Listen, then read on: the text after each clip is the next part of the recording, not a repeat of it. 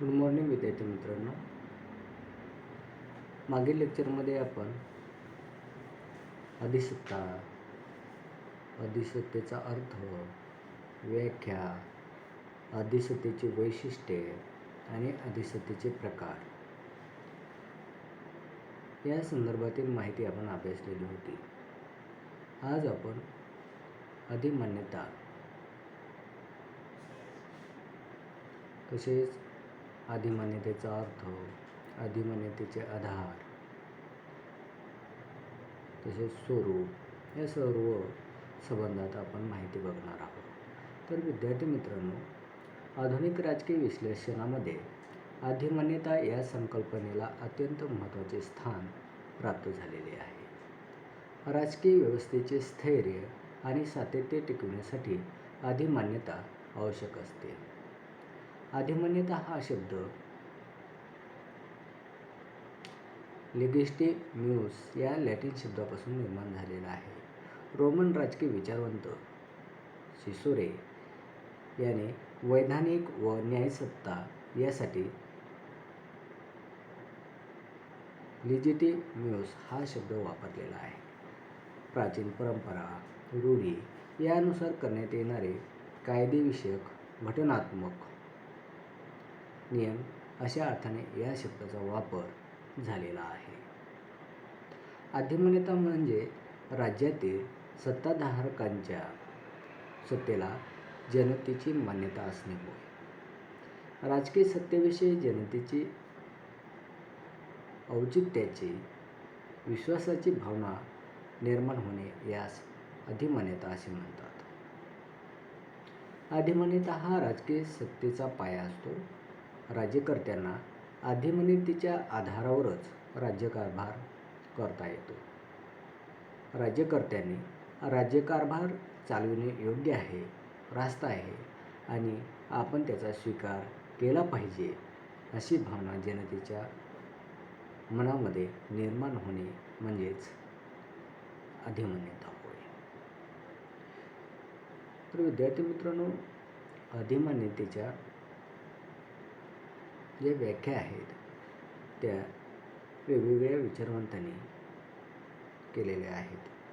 त्यामध्ये पहिला विचारवंत आहे S.M. लिप्सेट. या अमेरिकन राजकीय विचारवंताने पॉलिटिकल सायन्स रिव्ह्यू या मासिकामध्ये 1959 साली अधिमान्यतेची संकल्पना स्पष्ट केलेली आहे. त्यांनी आपल्या पॉलिटिकल मॅन या ग्रंथात अधिमान्यतेच्या संकल्पनेचे विश्लेषण केलेले आहे. लिप्सेटने अधिमान्यतेची व्याख्या जी काही केलेली आहे ती म्हणजे अधिमान्यता म्हणजे अशी राजकीय व्यवस्था की स्वार्थाने समाजहिताच्या दृष्टीने स्वार्थाने नव्हे, पुन्हा सांगतो. S.M. लिप्सेट यांनी जी काही अधिमान्यतेची व्याख्या केलेली आहे ती म्हणजे राजकीय व्यवस्थेत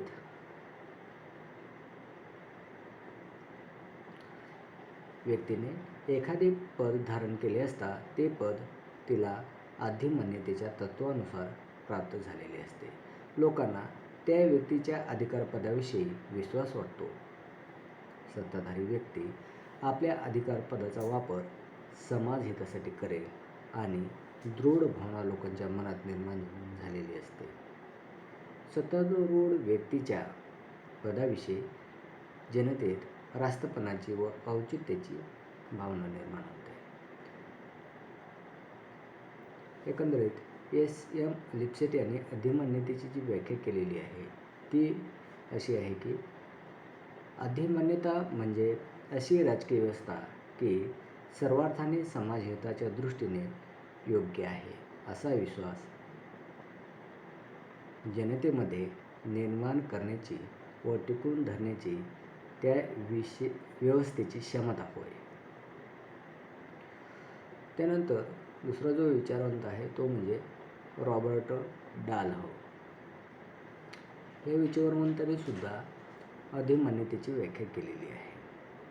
त्यांच्यामध्ये राजकीय व्यवस्थेतील संरचना, कार्यपद्धती, कृती, निर्णय धोरणे, शासकीय अधिकारी व राजकीय नेते यांच्याजवळ अचूकपणा, यथायोग्यता, औचित्यता, चांगुलपणा, रास्तपणा इत्यादी गुण असल्यामुळे त्यांचा स्वीकार केला पाहिजे असा विश्वास लोकात निर्माण होणे यास अधिमान्यता असे म्हणतात. यानंतर तिसरा जो विचारवंत आहे तो म्हणजे डाल्फ स्टर्नबर्गर. याने सामाजिक शास्त्राच्या विश्व ज्ञानकोशात असे स्पष्ट केले आहे की अधिमान्यता हा राजकीय सत्तेचा पाया असून राज्यशासन चालविण्याचा अधिकार आपणाला आहे असे शासन संस्थेला वाटते आणि त्याला काही प्रमाणात लोकांची मान्यता असते तेव्हा अधिमान्यता प्रकट होते.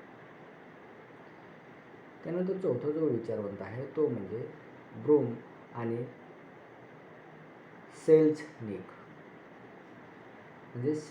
हा विचारवंत आहे. या विचारवंताने अधिमान्यतेची व्याख्या केलेली आहे ती म्हणजे स्वीकृत मूल्यांच्या संदर्भात जिचे समर्थन करता येईल अशी राजकीय सत्ता म्हणजे अधिमान्यता होय. तर विद्यार्थी मित्रांनो, वरील विचारवंतांनी ज्या काही अधिमान्यतेच्या व्याख्या केलेल्या आहेत त्या पाहिल्या असता आपल्याला असे म्हणता येईल की किंवा असा निष्कर्ष काढता येईल की सत्ताधारी व्यक्तीच्या पाठीशी दंडशक्ती असते. कायदेशीर दृष्ट्या दंडशक्तीचा वापर करण्याचा अधिकार केवळ सत्ताधारी व्यक्तीलाच असतो, परंतु दंडशक्तीचा वापर फार थोड्या लोकांसाठीच होत असतो. राजकीय समाजातील बहुसंख्य लोक राज्याच्या आज्ञांचे पालन स्वेच्छेने करतात. जे कोणी थोडे लोक आज्ञाभंग करतात त्यांना दंडशक्तीचा वापर करून आज्ञांचे पालन करावयास भाग पाडतात. तेव्हा दंडशक्तीपेक्षा सत्तेविषयीची लोकांची औचित्य भावना महत्त्वाची असते.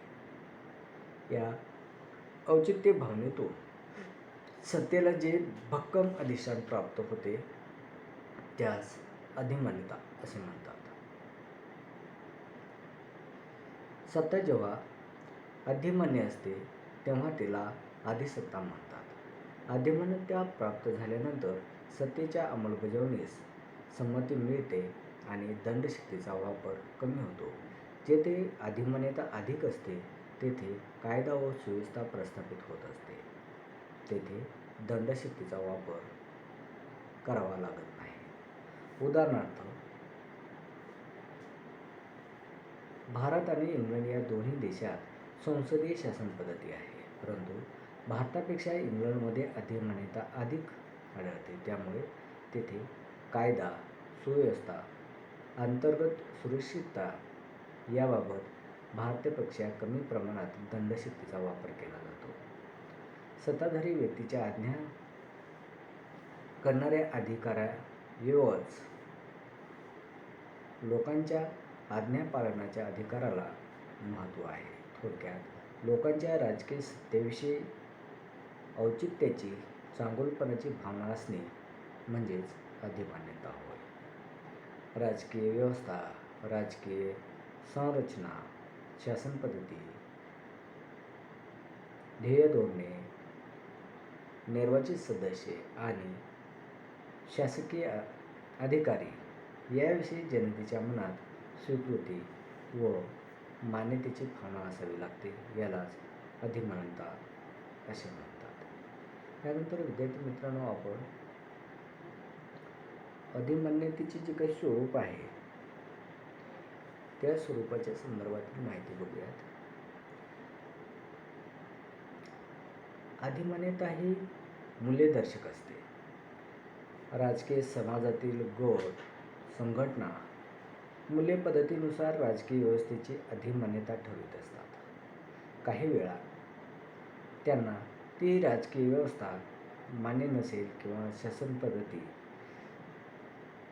जी काही ध्येय धोरणे आहेत किंवा कार्यक्रम आहेत ते मान्य नसतील तर अधिमान्यता काढून घेतली जाते. उदाहरणार्थ, अमेरिकन नागरिकांना साम्यवादी पक्षपद्धती मान्य नाही. इस्लामी राष्ट्रांना धर्मनिरपेक्ष राज्याची कल्पना मान्य नाही.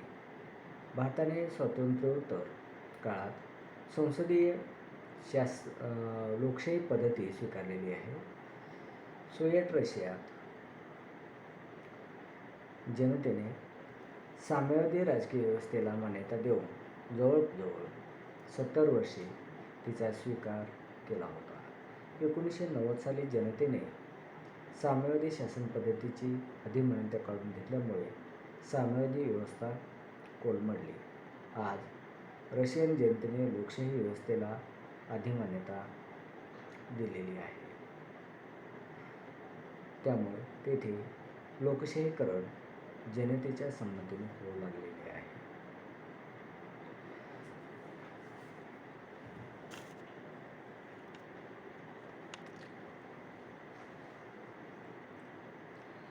अधिमान्यता राजकीय व्यवस्थेसंबंधी जशी असू शकते तशी ती राज्यातील उपव्यवस्थांसंबंधीही असू शकते.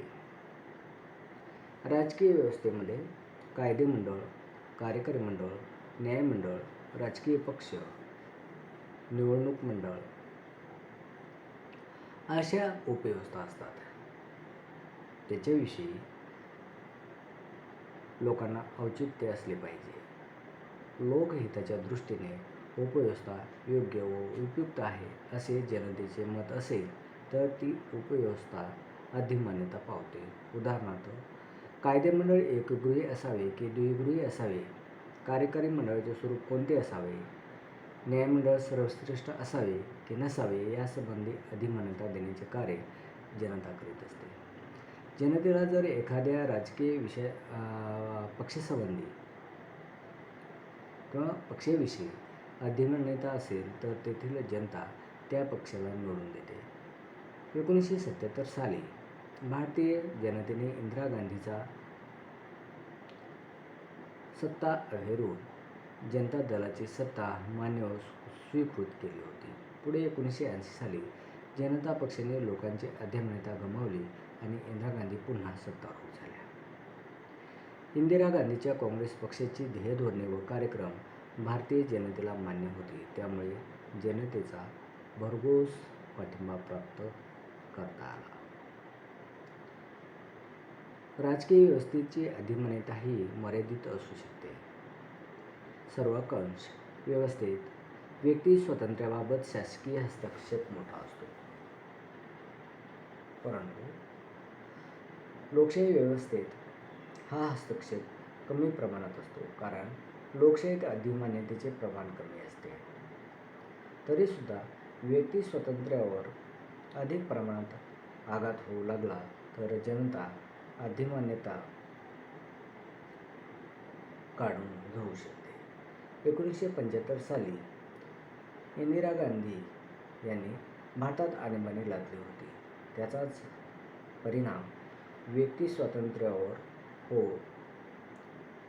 आघात होऊन जनतेने इंदिरा गांधीच्या राजकीय पक्षाची अधिमान्यता काढून घेतली होती. परंतु 1984 साली इंदिरा गांधीची हत्या झाल्यानंतर जनतेने सहानुभूतीपूर्वक पाठिंबा देऊन राजीव गांधीच्या सत्तेला अधिमान्यता दिली होती.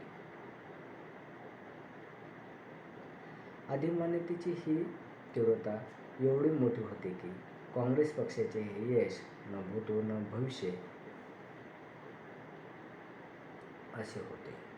याच काँग्रेस पक्षाने नरसिंह रावांच्या कारकिर्दीपासून जनतेची अधिमान्यता गमावली. आज भारतीय जनता पक्षाला काही प्रमाणात अधिमान्यता प्राप्त झाली असली तरी जनतेची राजकीय पक्ष या उपव्यवस्थेवरील विश्वासार्हता ह्या औचित्य कमी झाले आहे. तेव्हा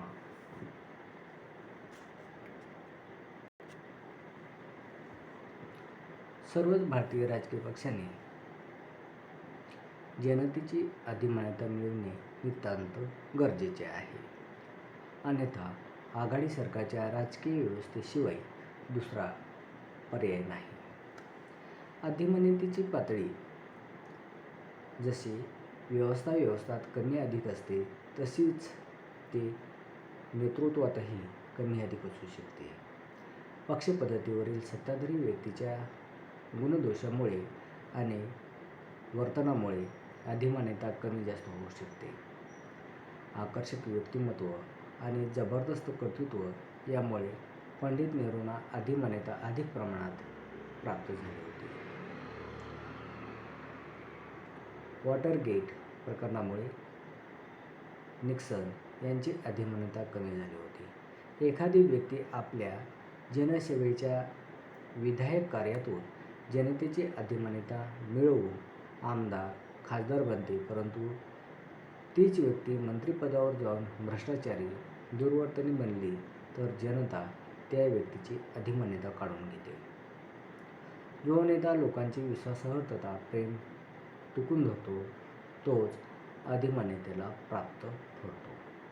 काही वेळा नेते साम, दाम, दंड, भेद नीतीचा वापर करून जनतेची अधिमान्यता मिळवतात, परंतु ती अधिमान्यता फार काळ टिकून राहत नाही. जनतेला त्या नेत्यांचे खरे स्वरूप समजून आले की जनता अधिमान्यता काढून घेते. त्यानंतर विद्यार्थी मित्रांनो, अधिमान्यतेचे आधार जे आहेत त्या आधाराच्या संदर्भातील माहिती आपण बघूयात.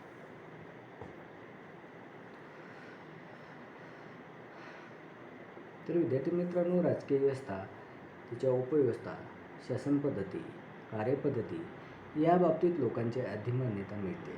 ही अधिमान्यता नैसर्गिक आणि प्रत्यक्ष मार्गाने मिळते, तसेच अप्रत्यक्ष मार्गाने जाणीवपूर्वक अधिमान्यता निर्माण केली जाते. तर त्यामध्ये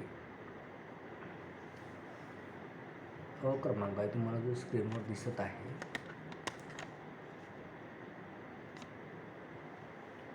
अधिमान्यतेचे प्रत्यक्ष मार्ग. त्यामध्ये पहिला क्रमांक आहे रूढी, परंपरा व संकेत. तर विद्यार्थी मित्रांनो, रूढी, परंपरा व संकेत या मार्गाने अधिमान्यता प्राप्त होत असते. समाजातील रूढी, परंपरा लोकांना अधिक प्रिय व अनुकरणीय वाटतात. उदाहरणार्थ, इंग्लंडमधील राजेशाही,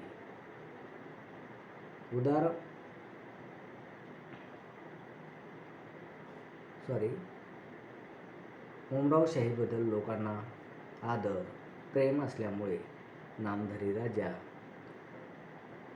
उमराव याविषयी लोक अधिमान्यता प्रकट करताना दिसतात. संसदीय लोकशाही स्वीकारली असतानाही पारंपरिक पद्धतीविषयी लोकांना ओढ, आस्था व आदर असलेला दिसतो. त्यानंतर दुसरा जो क्रमांक आहे, सांस्कृतिक मूल्याद्वारे अधिमान्यता प्रकट होत असते. राजकीय संस्कृतीची मूल्ये, श्रद्धा, दृष्टिकोन याद्वारे अधिमान्यता प्राप्त होत असते. मोस्का यांच्या मते स्वीकृत व मान्य सांस्कृतिक मूल्ये व श्रद्धा यांचे समर्थन करून सत्ताधारी लोकसत्तेचे समर्थन करतात. सांस्कृतिक मूल्याची जोपासना करणाऱ्या सत्ताधाऱ्यांना अधिमान्यता मिळवता आणि टिकविता येते. उदाहरणार्थ, हिंदू धर्माची मूल्ये भारतीय राजकारणात आणि राजकीय पक्षात आढळतात. राम मंदिर उभारणे, कारसेवा, रथयात्रा अशा धार्मिक गोष्टीतून जनतेचे प्रेम आणि पाठिंबा संपादन करणे.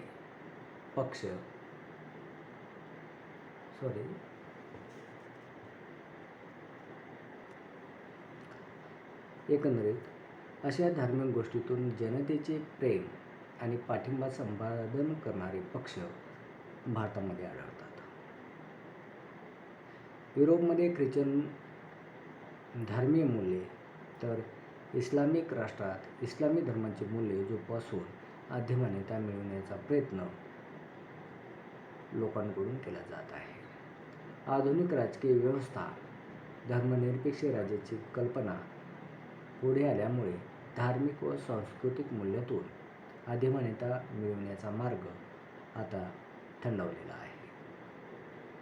तिसरा जो क्रमांक आहे तो म्हणजे संविधान कायदे याद्वारे अधिमान्यता प्राप्त होते. सामान्यतः प्रत्येक राष्ट्राची राज्यघटना ही तेथील लोकांनी विचारपूर्वक निर्माण करून स्वीकृत व मान्य केलेली असते. त्यामुळे संविधानातील तत्त्वे, नियम, कायदे यांचा आधार घेऊन राज्यकर्ते जेव्हा आदेश देतात तेव्हा लोक त्या आदेशाचे सहजपणे पालन करतात.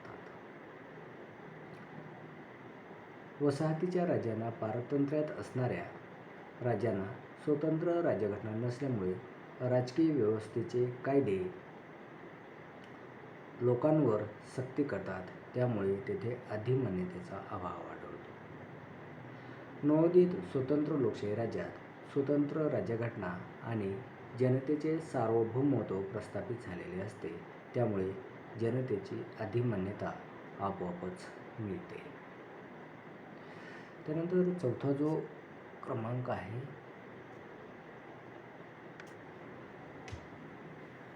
तो म्हणजे प्रभावी, अलौकिक, अद्भुत व्यक्तिमत्व. हे काही वेळा राजकीय अधिमान्यतेचा आधार बनते. राजकीय स्थित्यांतरे, परिवर्तने घडत असताना काही प्रभावी नेते जनतेची अधिमान्यता सहजपणे मिळवू शकतात. लेनिन, स्टॅलिन, कॅस्ट्रो, माओ, पंडित जवाहरलाल नेहरू इत्यादी नेत्यांच्या प्रभावी व्यक्तिमत्वातून आणि कार्यातून अधिमान्यता निर्माण होऊन राजकीय व्यवस्था स्थिर व यशस्वी झाल्या होत्या. राजकीय नेत्यांचा प्रभाव कमी झाला की त्यांच्या पश्चात राजकीय अधिमान्यता टिकून राहत नाही. पंडित नेहरूंनी पुरस्कारलेला आणि प्रस्थापित केलेला समाजवाद आणि मिश्र अर्थव्यवस्था त्यांच्या पश्चात टिकून राहिली नाही. रशियातील साम्यवाद नेतृत्वभावी संपुष्टात आला. लेनिन, स्टॅलिन यांना साम्यवादी व्यवस्थेवर जेवढी पकड ठेवता आली तेवढी पकड पुढील नेत्यांना ठेवता आली नाही. त्यानंतर पाचवा क्रमांक आहे तो म्हणजे राजकीय व्यवस्थेची कार्यक्षमता व आर्थिक स्थिती. यानुसार अधिमान्यता निर्माण होऊ शकते.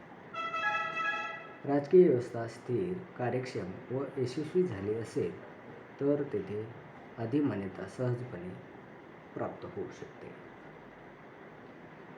इंग्लंड, अमेरिका, फ्रान्स या देशातील राजकीय व्यवस्था व धार्मिक व्यवस्था स्थिर व कार्यक्षम असल्यामुळे अधिमान्यता सहजपणे प्रकट होऊ शकते. परंतु तिसऱ्या जगातील राष्ट्रांची राजकीय व आर्थिक अस्थिरता अधिमान्यता मिळू शकलेली नाही. पाकिस्तानात राजकीय अधिमान्यता निर्माण झाल्यामुळे पूर्व पाकिस्तानातील लोकांना राजकीय व्यवस्थेसंबंधी प्रेम, निष्ठा, श्रद्धा राहिली नाही. पश्चिम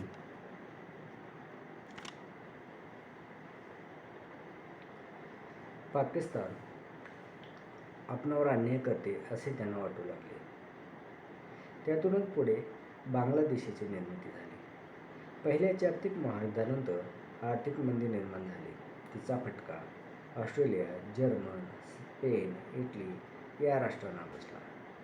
दारिद्र्य, उपासमार, बेकारी, अशांतता यामुळे तेथील लोकांनी लोकशाही राजकीय व्यवस्थांचा पाठिंबा काढून घेतला. त्यांचा राजकीय व्यवस्थेवरील विश्वास उडून गेला. पुढे तेथे सर्वंकष राजकीय व्यवस्था निर्माण होऊन त्यांना अधिमान्यता प्राप्त झाली. त्यानंतर 6वा क्रमांक आहे विशिष्ट विचारप्रणालीतून राजकीय अधिमान्यता प्राप्त होऊ शकते. सामान्यतः अधिमान्यता ही कोणत्या तरी विचारप्रणालीशी निगडीत असते. जर्मनीमध्ये नाझीवादी प्रणालीला जनतेची अधिमान्यता मिळून हिटलर सत्ताधीश झाला होता. मुसोलिनीच्या फॅशिस्ट प्रणालीला इटालियन जनतेने अधिमान्यता दिली होती. सोव्हिएट रशियात साम्यवादी विचारप्रणालीला अधिमान्यता प्राप्त झाली होती. अमेरिकेमध्ये भांडवलवादी विचारप्रणालीला लोकांनी मान्यता दिली आहे. भारतात मात्र राज्यघटना समाजवादी पद्धतीचा पुरस्कार करीत असून प्रत्यक्षात देश भांडवलवादी अर्थव्यवस्थेकडे चाललेला आहे. त्यामुळे लोकांची अधिमान्यता प्राप्त होऊ शकलेली नाही. भारतीय राज्यकर्ते लोकांचा विश्वास प्रेम संपादन करू शकलेले नाहीत. काही राजकीय पक्षांनी स्युडो सेक्युलरिझमची भूमिका स्वीकारलेली असल्यामुळे भारतात धर्मनिरपेक्ष आहे की धर्माधिष्ठित आहे हे जनतेला समजणे कठीण झालेले आहे. तेव्हा निश्चित अशी विश्वासार्हता विचारप्रणाली असेल तरच जनतेची अधिमान्यता प्राप्त होऊ शकते असे म्हणता येईल. त्यानंतर जो क्रमांक आहे अधिमान्यतेचे अप्रत्यक्ष प्रकार किंवा मार्ग अधिमान्यतेचे अप्रत्यक्ष मार्ग, ज्यामध्ये राजकीय सामाजिकरण, संघटनांचा पाठिंबा या मार्गाने मुद्दाम होऊन प्रयत्न करून अधिमान्यता निर्माण करता येते.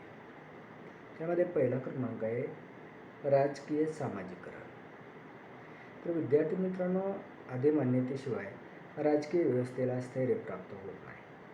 तेव्हा राजकीय सामाजिकरणाद्वारे लोकांना राजकीय संस्कृतीची मूल्ये, दृष्टिकोन, श्रद्धा यांचे ज्ञान करून द्यावे लागते. व्यक्तीच्या राजकीय व्यक्तिमत्वाची जडणघडण ज्या पद्धतीने होत असते त्या पद्धतीनेच लोकमत घडवले जाते. कुटुंब, शिक्षण संस्था, व्यवसाय क्षेत्र, नभोवाणी, वृत्तपत्रे, दूरदर्शन अशा विविध माध्यमांचा वापर करून लोकांचे राजकीय सामाजिकरण घडवले जाते.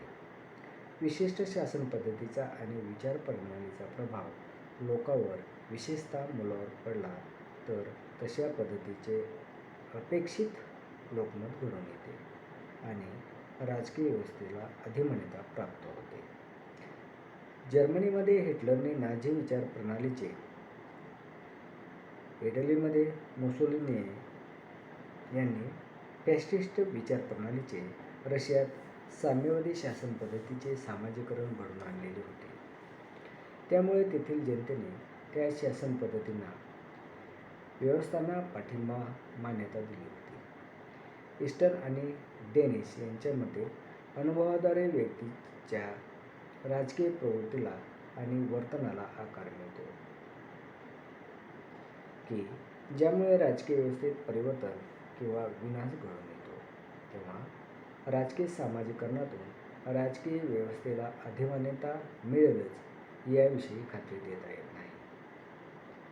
भारतामध्ये धर्मनिरपेक्ष राजकीय व्यवस्था निर्माण करण्यासाठी मुलांना धर्मनिरपेक्षतेचे शिक्षण देण्याची, सामाजिकरणाची जी प्रक्रिया चालू आहे ती अयोग्य व अपूर्ण वाटते. वृत्तपत्रे, दूरदर्शन, नभोवाणी या माध्यमांचा धर्मनिरपेक्षतेच्या दृष्टीने होणारा वापर पाहिजे तेवढ्या प्रमाणात प्रभावी वाटत नाही. दुसरा क्रमांक आहे संघटनांचा, गटांचा पाठिंबा मिळून राजकीय अधिमान्यता प्राप्त करता येते. समाजामध्ये विविध प्रकारचे हितसंबंधी गट असतात. व्यवसाय संघटना तसेच सांस्कृतिक संघटना, संस्था असतात. अशा संस्था, संघटनांचा पाठिंबा मिळून राजकीय पक्ष आपला प्रभाव वाढवतात आणि निवडून येतात. राजकीय नेते प्राप्त सत्तेला अधिमान्यता सहजपणे मिळतात कारण त्यांना विविध संस्था, संघटनांचा पाठिंबा असतो. विविध क्षेत्रामध्ये संस्था, संघटना निर्माण केल्या जातात. आर्थिक क्षेत्रामध्ये बँक, पतसंस्था, औद्योगिक क्षेत्रात सहकारी संस्था, उत्पादन संस्था, कामगार क्षेत्रात कामगार संघटना, शिक्षण क्षेत्रात विद्यार्थी संघटना, शिक्षक संघटना, प्रशासनात प्रशासकीय कर्मचारी संघटना. तसेच नृत्य, गायन, करमणूक, महिला, नाट्य अशी मंडळे, सामाजिक क्षेत्रात समाजसेवा संघटना अशा विविध संघटना निर्माण करून राजकीय नेते त्या संघटनावर आपला आणि आपल्या पक्षांचा प्रभाव पाडतात आणि त्यांना त्यांचा जो पाठिंबा आहे तो मिळतात. अशा संघटनेच्या पाठिंब्यावरच राज्यकर्ते निवडून येतात आणि सत्ताधारी बनल्यानंतर अशा संघटनांची अधिमान्यता मिळवून आपली सत्ता टिकवून धरतात. त्यानंतर विद्यार्थी मित्रांनो, आपण अधिमान्यतेच्या ज्या काही समस्या आहेत त्या समस्येच्या संदर्भातील माहिती बघूयात. तर विद्यार्थी मित्रांनो, एस.एम. लिपसेट यांच्या मते राजकीय व्यवस्थेत काही वेळा असे काही प्रसंग निर्माण होतात की त्यामुळे अधिमान्यता धोक्यामध्ये येते. सामान्यतः सामाजिक परिवर्तन, राजकीय सहभाग आणि कार्यक्षमतेचा अभाव या कारणामुळे अधिमान्यतेसमोर गंभीर समस्या उभ्या राहतात. तर ज्या काही समस्या आहेत त्याची आपण माहिती बघूयात.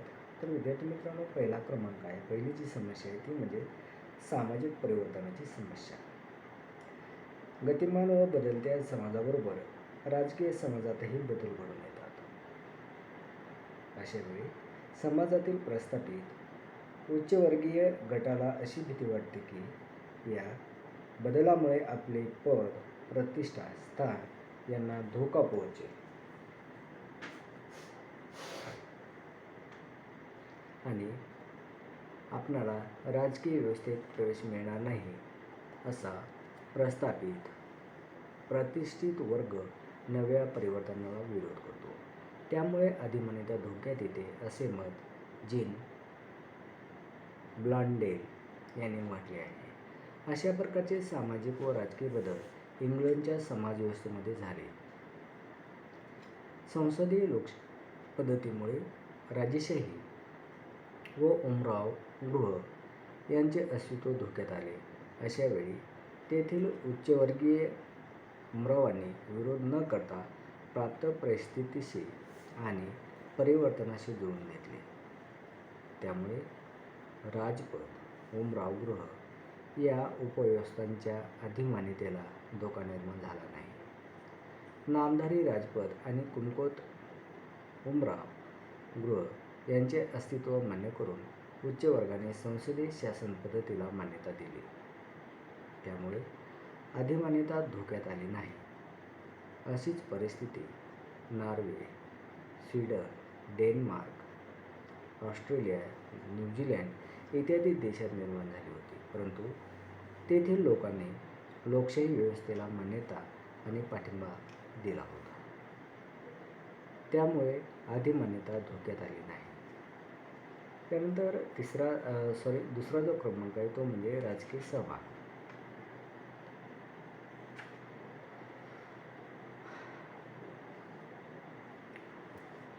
राजकीय सहभागांची जी अधिमान्यता आहे तुम्हाला स्क्रीनवर दिसत आहे. लिपसेट यांच्या मते जेव्हा समाजातील दुर्बल कमकुवत गटांना राजकीय सत्तेत सामावून घेतले जात नाही किंवा त्यांना प्रवेश नाकारला जातो तेव्हा ते असंतुष्ट गट क्रांतीचा मार्ग स्वीकारतात. अशावेळी राजकीय अधिमान्यतेला धोका पोहोचतो. परिवर्तनशील राजकीय व्यवस्थेत सर्व गटांना सहभागी करून घेतले जाते किंवा अल्पसंख्याक मागासवर्गीय गटांना राजकीय व्यवस्थेत राखीव जागांचे आरक्षण दिले जाते. त्यामुळे अधिमान्यतेचा धोका टळतो. आर्थिक परिवर्तनामुळे समाजातील वर्गव्यवस्था बदलते. आधुनिक औद्योगिक समाजात कामगारांचा वर्ग, अभिजातांचा वर्ग, ग्राहकांचा वर्ग असे वर्ग निर्माण झाल्यामुळे त्यांना राजकारणात सहभागी करून घेणे आवश्यक ठरते. इंग्लंडमध्ये कामगार वर्गाला राजकीय व्यवस्थेत सहभागी करून घेतल्यामुळे अधिमान्यतेला धोका निर्माण झाला नाही. परंतु जर्मनीमध्ये कामगार वर्गाला राजकीय सहभागासाठी संघर्ष करावा लागला. स्वातंत्र्यपूर्व काळात भारतीय जनतेने ब्रिटिश राजकीय व्यवस्थेत प्रवेश मिळवण्यासाठी राजकीय सहभागाची मागणी केली होती.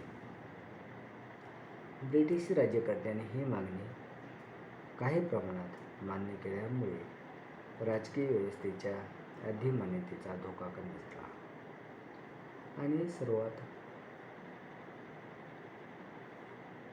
शेवटचं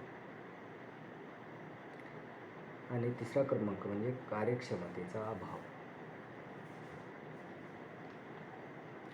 तर विद्यार्थी मित्रांनो, राजकीय व्यवस्थेची अकार्यक्षमता, युद्धातील असमर्थता, आर्थिक अस्थिरतेमुळे किंवा दारिद्र्य, बेकारीमुळे अधिमान्यतेला धोका पोहोचतो.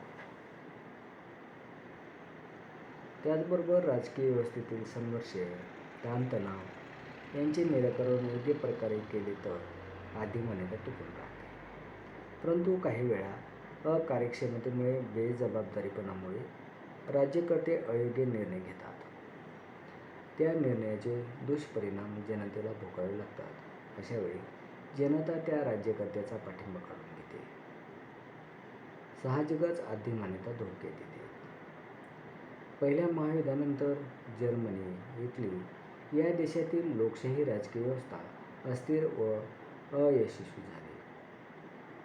हुशार, कार्यक्षम, धडाडीचा नेता आपली राजकीय कार्यक्षमता पणाला लावून जनतेचा विश्वास, पाठिंबा मिळवून सत्ताधारी बनतो. जर्मन, इटली या देशात राजकीय व्यवस्था राजकीय व आर्थिकदृष्ट्या अस्थिर झाल्यामुळे तेथे सर्वंकष शासन व्यवस्था निर्माण झाली. या सर्वंकष व्यवस्थांना जनतेने भरघोस व भक्कम पाठिंबा दिला होता. लिप्सेट यांच्या मते अधिमान्यतेचे वरील पेचप्रसंग कमी करण्यासाठी राज्यकर्त्यांनी, शासनकर्त्यांनी राजकीय व्यवस्थेत सामाजिक व आर्थिक स्थैर्य निर्माण करणे आवश्यक असते. समाजात निर्माण होणारे सामाजिक संघर्ष, तणाव कमी करून सामाजिक समता प्रस्थापित केली पाहिजे. आर्थिक उत्पादनाची न्याय वाटणी करून आर्थिक विषमता कमी केली पाहिजे, म्हणजे आर्थिक संघर्ष कमी होते. राज्यकर्त्यांनी कार्यक्षमतेने, तत्परतेने राज्यकारभारात कार्यरत राहिले पाहिजे, म्हणजे अधिमान्यतेला धोका निर्माण होणार नाही. एकंदरीत सारांश रूपाने सांगायचे झाल्यास, राष्ट्रीय एकात्मता प्रस्थापित करून अधिमान्यता अधिक स्थिर व बळकट केली पाहिजे. याशिवाय लिप्सेट यांच्या मते अधिमान्यतेच्या समस्या जेवढ्या लवकर सोडवल्या जातील तेवढ्या लवकर राजकीय व्यवस्था स्थिर व यशस्वी होऊ शकते. तर अशा प्रकारे विद्यार्थी मित्रांनो, आपला जो पेपर क्रमांक 7 राजकीय सिद्धांत आहे याचा पूर्ण सिलेबस संपलेला आहे. तर आपण इथे थांबूया. व्हिडिओ खूप मोठा झाला आहे. थँक्यू.